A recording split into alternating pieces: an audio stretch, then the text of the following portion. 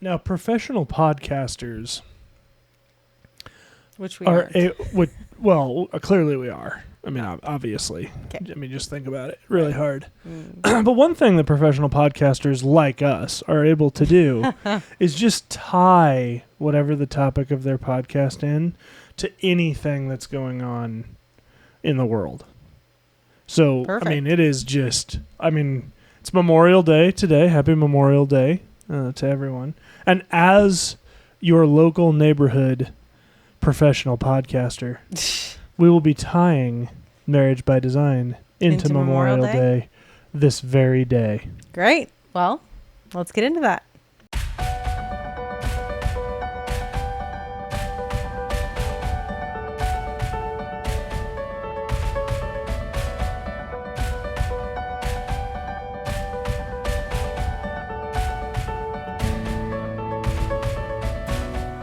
Before we jump into today's episode, we just wanted to share a few things with you. First, we'd like you to like this episode and then subscribe to our podcast. If you're doing that on YouTube, also hit the bell notification so that you know when we post anything new.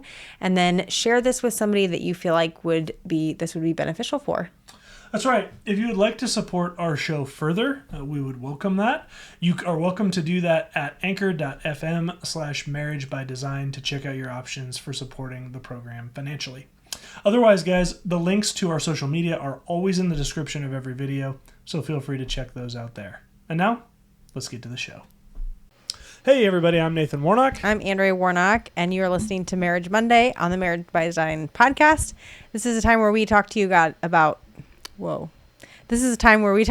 God's design for marriage, what he has to say about marriage in the Bible, and then how we live that out practically. That's right. So typically on Marriage Mondays, we're dealing with all kinds of practical issues that we as married couples deal with, or maybe if you're dating or considering marriage issues you might be considering or dealing with. We've been spending a lot of time in this season 3, which is about to come to a close here in a week or two.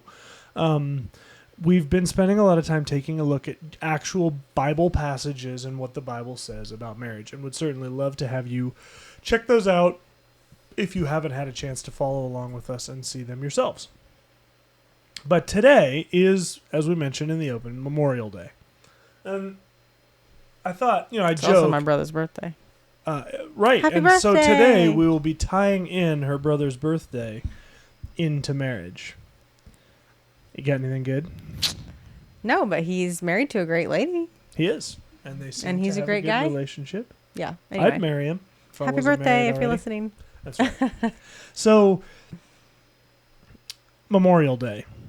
I thought, it's a good opportunity because I tend to do this on holidays anyway. We did a Thanksgiving episode like this a couple Thanksgivings ago, but I like to look in and figure out, well, why do we even celebrate this holiday? And, I look into it, and then, of course, I forget by the next year, and so I look into it again and then go, oh, yeah, now I remember. But Memorial Day is one of those where in modern society, when we think of Memorial Day, what are we thinking of, babe? Our troops. We think of, well, I do. No, this is good. Okay. I thought you were looking at me like, what are you talking about? No, I'm just listening to what you say. So, I think we about... we think of our servicemen our and service, women. right. Yep. And the sacrifice that they make to keep us safe, and some the ultimate sacrifice. And so that's what I think about. Right. So if we were to do a Family Feud style, and I were to go interview 100 people in downtown, what do you think their answers would be, if you were guessing? Well, I've seen enough of those YouTube videos of interviews on the street or whatever to know that people don't know maybe as much as you think they do, right, about history and all that sort of thing. So I would hope that they'd say something like, well, we're celebrating a day for our service members, but I'm not sure what they would say. No, I can tell you the number one answer to that has nothing to do with servicemen and women. The number one answer with what people think of Memorial Day, pools open. That's what people think of? That's the number one thing people associate with Memorial Day. Isn't that crazy? And then the second thing is like something about what you can, like wearing white, or there's some saying about this. Yeah, you're not supposed to wear white until Memorial Day, and then you don't wear white, or then you stop wearing white after Labor Day. That's Right. the old, like, that was my grandma's rule. Right, which is of course silly. But I thought we'd spend a little bit of time talking about what Memorial Day really is. So if you stumble across this video and you're like, well, I'm not really sure about all that marriage by design stuff, you'll at least walk away from this with an understanding of what Memorial Day actually was intended to be historically, how it started, all that. We're going to spend a little bit of time on that. But then, believe it or not, Memorial Day is a holiday that we don't actually have to try very hard to tie it into marriage, and into something that I believe is a biblical imperative for God's people in general, but specifically for those of us that are married. So we're going to spend a little bit of time doing that. So let's get into it. So Memorial Day didn't actually start as Memorial Day. It was started, or suggested, history suggests, that it was founded by a general, Logan, I think was his name, in 1867 or 68. I can't remember the exact years. One of those 2 years. Feel free to double check my work. But it was started as a holiday called Decoration Day. And his hope on that, he named it May 30th. It wasn't, now it's the last Monday of May every year. But originally it was May 30th, a specific day. And his desire, and the reason it's called Decoration Day, can you guess? I'm assuming to celebrate the decorations that people have gotten in their military career. That's close. So a lot of people, and this is exactly what a lot of people say, they get Memorial Day and Veterans Day combined. But those are separate holidays. So essentially, Veterans Day... didn't let me know any of this stuff before we started taping. Sorry. Well, this is good, because I think a lot of people have the same misconception. Veterans Day is when we celebrate the living servicemen and women. Memorial Day is when we celebrate those who've died serving our country. Sure. So Decoration Day is named Decoration Day because it was his hope that everyone would take a day to go out to the cemeteries and decorate the grave sites of all of the servicemen and women who gave the ultimate sacrifice for our country. So that's why it was called Decoration Day, and of course you can understand that's probably a bit morbid. And so we've changed it from Decoration Day to Memorial Day, but initially it was named Decoration Day, and the first large scale version of Decoration Day was held at Arlington Cemetery just the very next year. It's estimated there were about 5,000 people there celebrating on May 30th, and that's what they did. They decorated the tombstones of the fallen servicemen and women at Arlington. Of course, at this time, America pretty fresh off a really nasty war in the late 1800s, and so that's what they were doing. So then after that, a number of states, almost all of them, named May 30th as Memorial Day, the celebration of Memorial Day. But it wasn't until, believe it or not, 1971 that the United States made Memorial Day a national holiday and made it the last Monday of every May. And so that's why we celebrate Memorial Day. And the desire, and even since then, like in 2000, there was an additional law passed by Congress, and it's got some big long name that I'm sure makes a really fancy acronym. But in this law, they actually name 3 o'clock as the time when we're supposed to take a moment to remember all of our servicemen and women. So there you have it. That's how sort of the history of Memorial Day up to now. And interestingly enough, I found this fascinating. He chose originally, this general chose May 30th because that was the earliest at the time that it was believed that fresh flowers would be available in all parts of the country. So that of course Super at the cool. time that was what we would Yeah. use to decorate. So that's kind of the history of Memorial Day. So if you're watching this and you go, man, it's great that we get a day off work, but what is Memorial Day? It's a day to remember those servicemen and women who've given their lives for the freedom of our country in any of the various wars that the United States has fought over its 250-year history.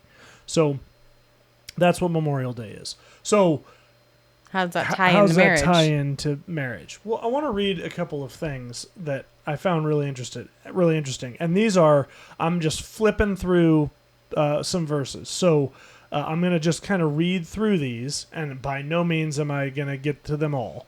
But here's a few verses, and I think you'll see a common theme here. Exodus 32, verse 5. Now when Aaron saw this, he built an altar before it, and Aaron made a proclamation and said, tomorrow shall be a feast to the Lord.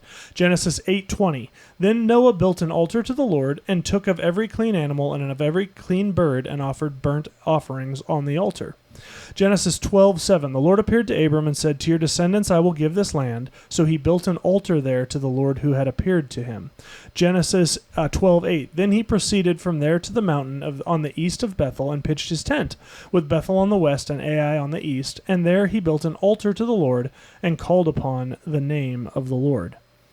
Genesis 13:4. To the place of the altar which had been made formerly, and there Abram called on the name of the Lord. And it goes on and on and on and on of this whole idea of, throughout the Old Testament into the New Testament, of the Israelites building altars in the name of the Lord.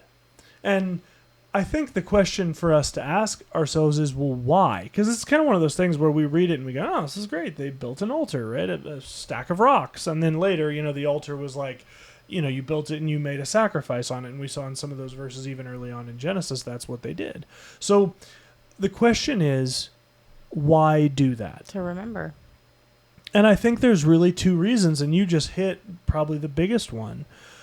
The two things I saw even in those verses, and I would highly encourage you, just simply Google building an altar Bible, and the first several hits that come up will be like 50 verses in the Bible that talk about altars. Just pull it up and read through how many there are, because it is an overwhelming number of them, particularly in the Old Testament. But so many of them, like these ones I read, were they built the altar, called upon the name of the Lord, or built the altar to remember what the Lord had done to provide for them. So you're right. Primarily, they're for remembrance. But also, they're built for reverence, right? Because they recognize that, hey, I didn't do this thing. I didn't provide this land. I didn't get us through the flood in the case of Noah. Someone greater than me did that. And I'm building this in reverence to that being, to God, and also for remembrance.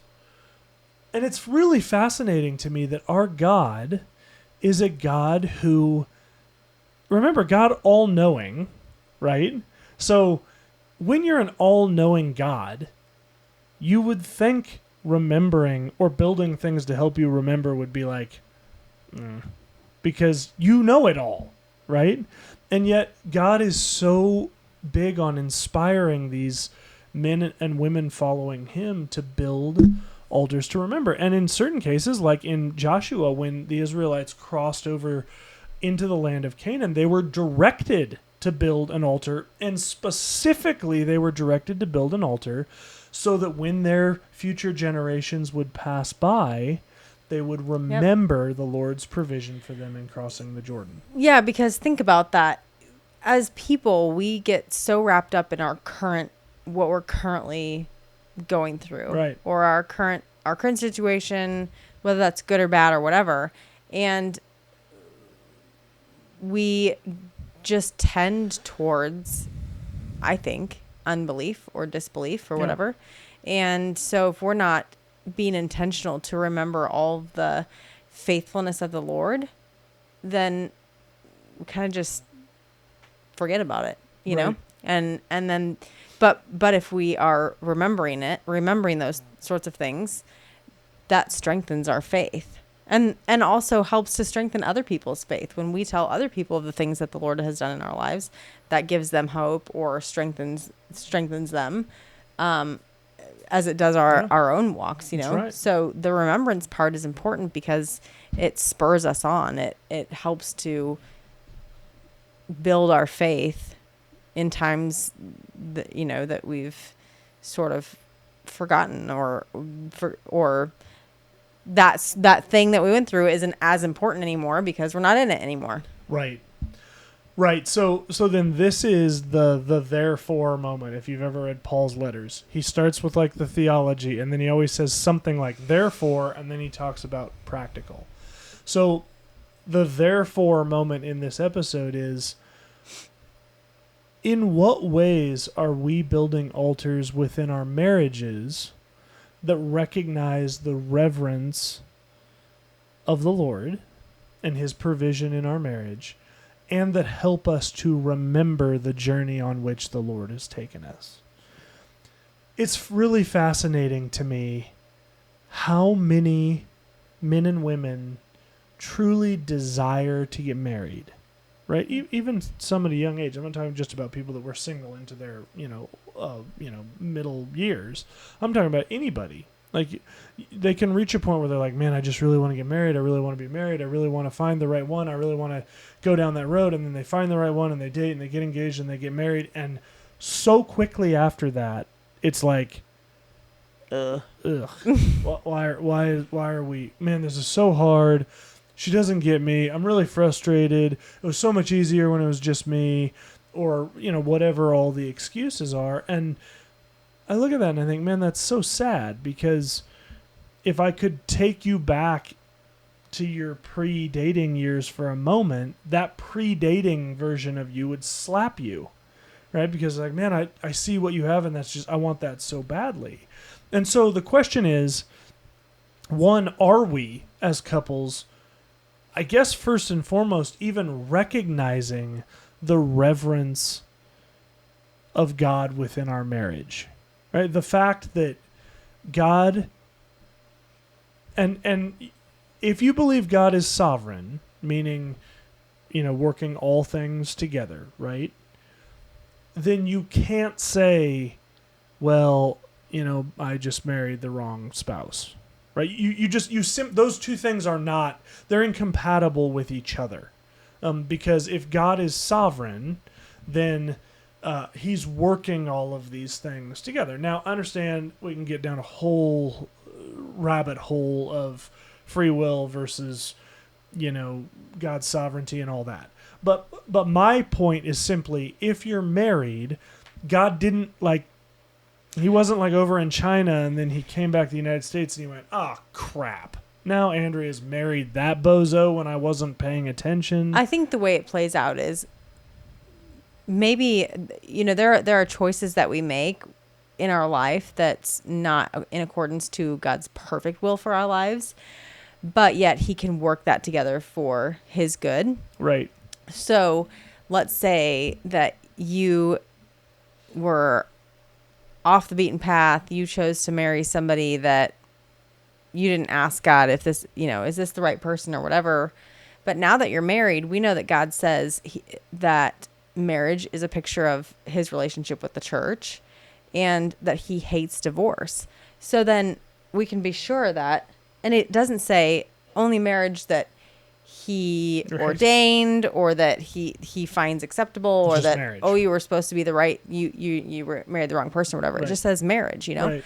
So we can be sure then that if you are married, he is for your marriage. Right. And that he wants that to be a picture of his love and with the church. Right. And he doesn't want that to be a broken picture. So you can be sure then that, well, if you're married, now that you are, that's the right person. And right.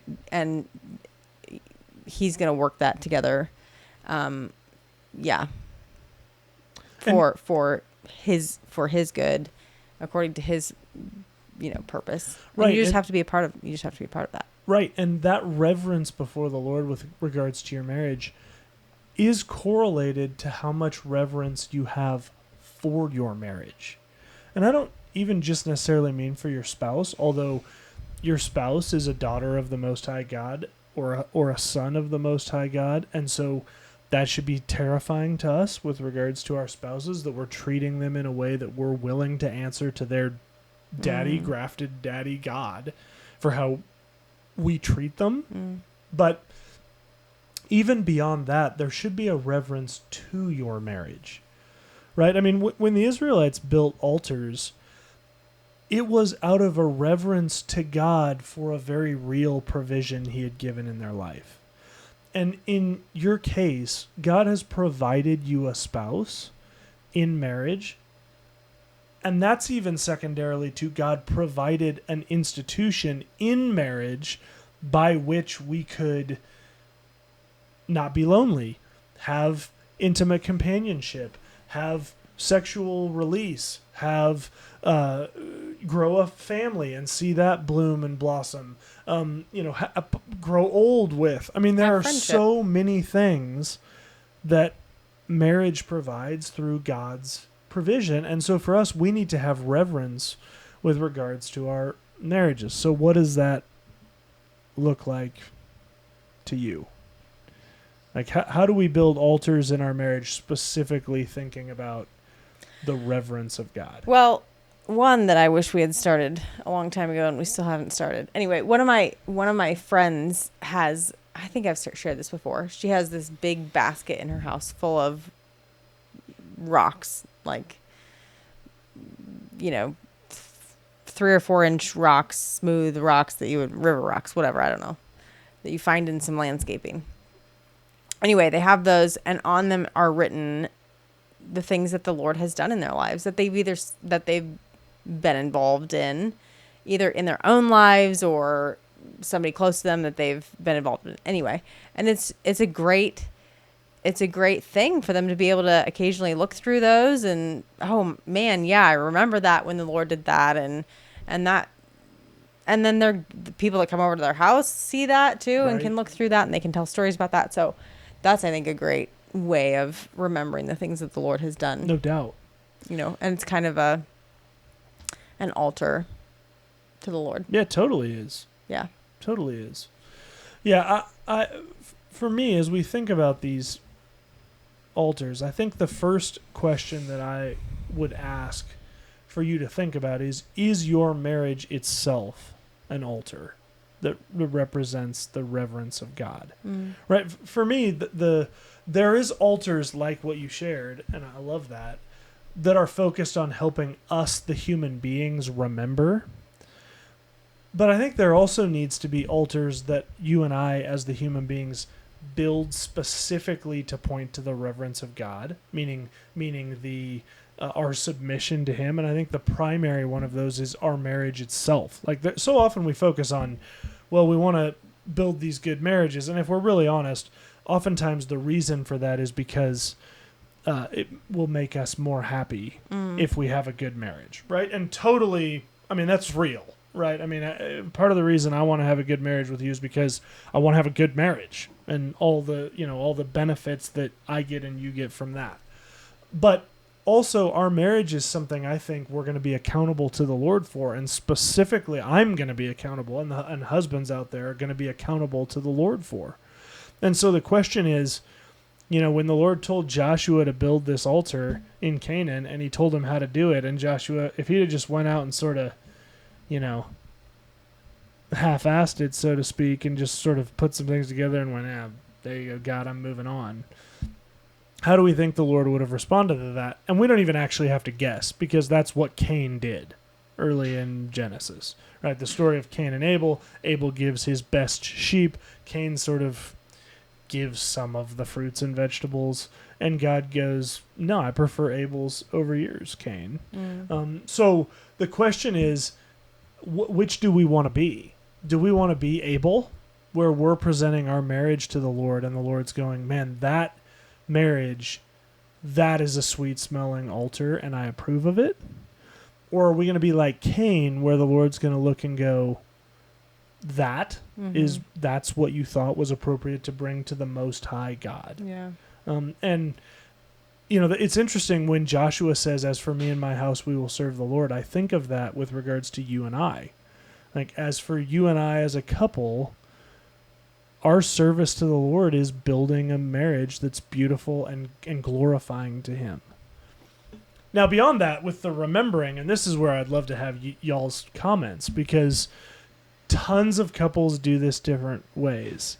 But I think about, well, how do we build a marriage, altars that help us remember the Lord? And it could be river rocks. It could be, really anything that we're doing that point us as the couple back to the provision of God in our lives. Mm-hmm. And so, I would challenge you as a couple, if you don't do something already, it could be even something as simple as like every year you put together like a picture book. But you're talking about this, and this ties into like Deuteronomy 5 when Moses is instructing the people, and he says, "Teach these things of God to your kids when you lie down and when you rise up." These altars are how we help to teach our kids the value of marriage, the value of God's provision in our lives, the value of family, and it all starts with remembering.